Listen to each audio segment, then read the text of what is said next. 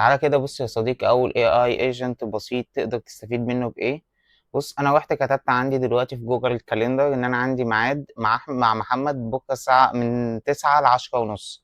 تعالى كده لما أسأله هو أنا عندي حاجة بكرة يقول لي إيه؟ بص كده، أنا قلت له قول لي هو أنا عندي مواعيد بكرة. لو قال لي إن أنا عندي بكرة من 9 أبص الحدث اجتماع مع محمد عن الذكاء الاصطناعي والتشغيل الآلي، الوقت من 9 صباحا إلى 10:30 صباحا بتوقيت القاهرة، وبعت لي رابط الاجتماع. تعالى أوريك كده في 5 دقايق، إن شاء الله 5 دقايق، 5 دقايق إزاي تعمل AI agent automation زي ده. ويلا بينا. تعالى بس نمسحه. تعمل إيه بس؟ تعالى كده، تعالى نمسحه ويلا. طيب أنا عشان أعمل ال AI agent البسيط ده، إيه أول نود هبحث عليها؟ بكل بساطة AI agent. اكتب عربي AI agent. AI اخرج بس، سيبك من الكلام ده. ادي AI agent. طيب انا اول حاجه لما فتحت ال AI، لما جبت النود بتاعت ال AI agent ده، بص جاب لي هنا ايه؟ جاب لي هنا تريجر تلقائي شات. طب ده جابولي ليه؟ ده النود اللي هتخليني ابدا معاه الحوار او اتكلم معاه. يعني مثلا اول ما ابعت رساله هنا في الشات هتلاقي الورك فلو ده بتاع ال AI agent اشتغل. طب انا هستفيد بيه في ايه؟ ده لو انا ببني بوت مثلا بيتكلم مع الناس او حاجه لازم ابدا فيها بيها في استقبال رساله، ده يساعدني جدا الشات ده ان انا ابدا الرساله. انا ممكن اغيره عادي بس هو دلوقتي بيتعمل تلقائي اول ما افتح الاي اي ايجنت لو انا مش عامل تريجر مسبق. طيب حلو قوي. ده انا دلوقتي لو كتبت له ازيك، تعالى بص كده هكتب له مثلا ازيك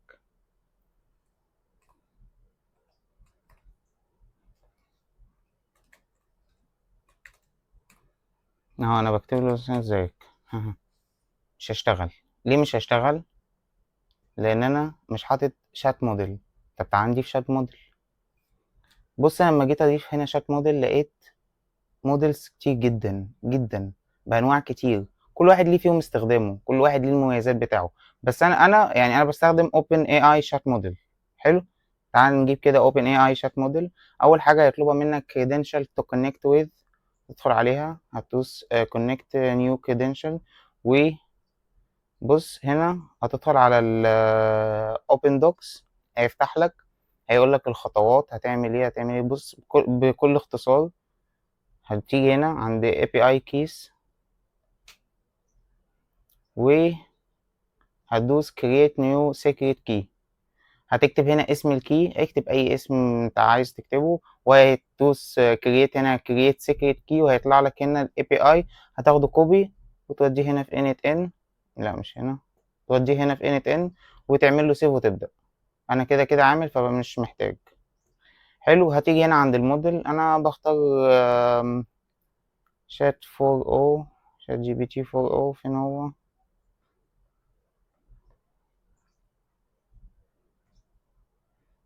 حلو. انا بختار شات جي بي تي 4 او. حلو اوي كده، انا خلصت شات موديل. تعالى كده اقول له ازيك. المفروض يرد عليا. ازيك. المفروض دلوقتي يرد عليا. الحمد لله انا بخير، كيف حالك؟ حلو. حلو. طيب هقول له انا اسمي عمر. انا كتبت له دلوقتي انا اسمي عمر. حلو. مرحبا بك يا عمر، كيف يمكنني ان اساعدك؟ طيب انا كتبت له انا اسمي عمر. تعال نساله كده انا اسمي ايه. ما اسمي؟ عذرا لا أستطيع معرفة اسمك لأن لا أملك إمكانية الوصول إلى معلوماتك الشخصية. طب ليه؟ هو أنا مش لسه قايل له أنا اسمي عمر؟ ده بقى بيجي للي بعدها، الميموري. إيه الميموري دي؟ الميموري دي بكل بساطة هو الشات ده لو أنا ما عملتلوش ميموري هو ناسي. أنا كل ما هبتدي معاه محادثة هبتديها معاه من أول وجديد. يعني مثلا أنا لما قلت له أنا اسمي عمر، جميل، هو رد عليا قال لي ازيك يا عمر عامل ايه كذا كذا، رد كافي. حلو. انا لما سالته تاني مره ما انا اسمي ايه، ما اسمي، ما عرفش يرد.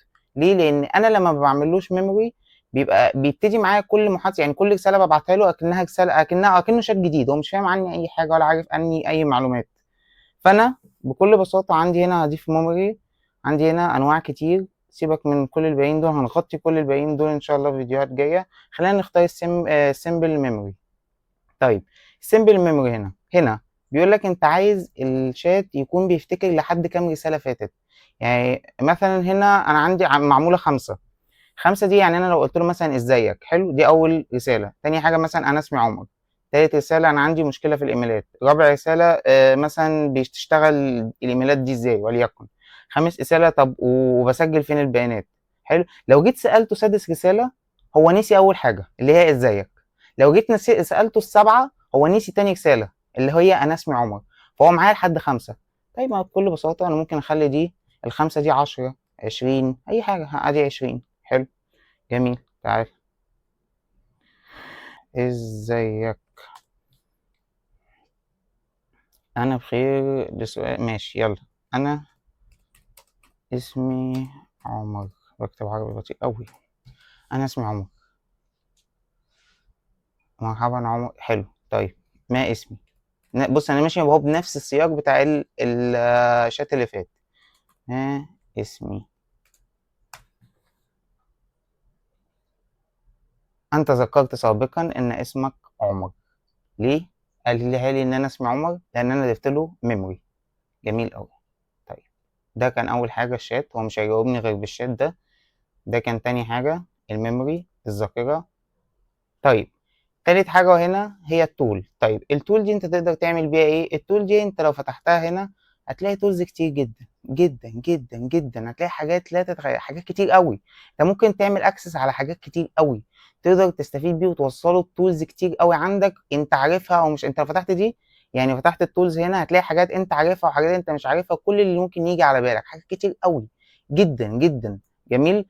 طيب انا مثلا وليكن احنا من شويه استخدمنا جوجل كاليندر. تعال نستخدمها كده دلوقتي تاني اهو، جوجل كاليندر.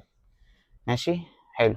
هيقول لك اول حاجه credential to connect with، هتدخل عليها هنا دي، هتدوس create new credential وهتعمل sign in with جوجل بحسابك. هيظهر لك هنا الحسابات، هيظهر لك في الحته دي الحسابات بتاعتك كلها. هتدوس على الحساب اللي انت عايز تربطه وتعمل عليه اكسس وتدوس عليه على طول سيف هنا وتبدأ. انا كده كده عامل فمش محتاج. هيجي لك هنا هتسيبها هنا زي ما هي دي. هبقى فاهمك الاختيار مع في هنا كذا اختيار، سيبها زي ما هنا ايه اوتوماتيكلي. انا مش عايز مانوال. هيقول لك الريسورس سيبها ايفنت، هفهمك ليه برضو بعدين. والاوبريشن كرييت لا احنا المثال اللي عملناه من شويه مش كجيت، كان جيت ميني. طيب بكل بساطة إيه جيت ميني دي؟ أنا جيت ميني دي أنا عايز هو اللي يبعت لي، أنا عايز هو اللي يقول لي. يعني أنا لما سألته من شوية هو أنا عندي اجتماع بكرة، قال لي أنا عندي، أنت عندك اجتماع من الساعة 9 لحد 10:30 مع محمد. فأنا عايز جيت نفس المثال اللي إحنا عملناه من شوية. حلو. وهتلاقي عندك هنا في الكالندر فروم ليست، لو أنت عندك كذا ليستة فاختار واحدة منهم. وأنا هختار الليستة دي.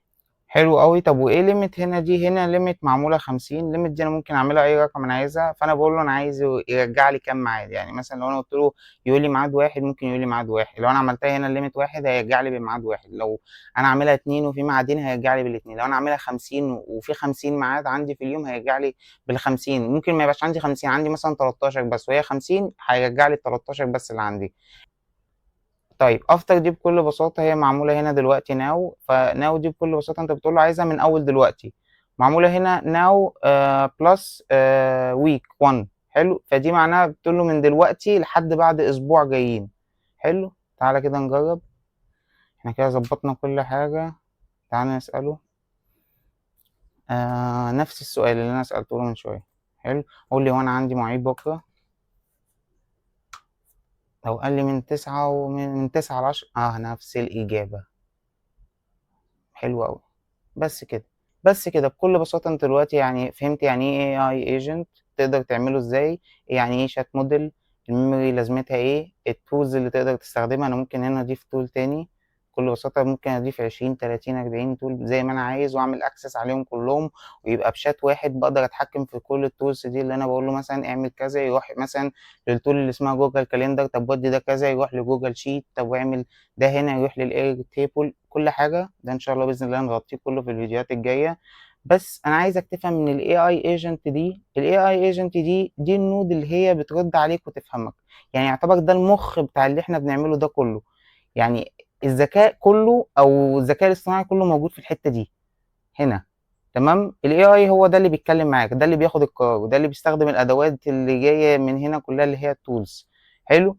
فانا بكل بساطه احنا عملنا الاي اي ايجنت ده بس كده. فده كان فيديو سريع انت عرفت فيه يعني ايه اي اي ايجنت، تقدر تستخدمه في ايه، يعني ايه شات موديل، يعني ايه ميموري، والتولز ايه هي اللي تقدر تستخدمها. احنا استخدمنا جوجل كالندر، انت تقدر تبدأ وتستخدم حاجات كتير، ما تخافش احنا هنغطي ان شاء الله بإذن الله معظم التولز واللي بتستخدم فيه. فلو عجبك الفيديو ده ما تنساش تشترك وتحط لايك وتقول لي عايز تشوف الفيديو الجاي. ولو عايز سيستم يشتغل عندك وانت نايم ابعت لي وخليني اوريك ازاي ممكن نطبق ده عندك بشكل عملي. سلام.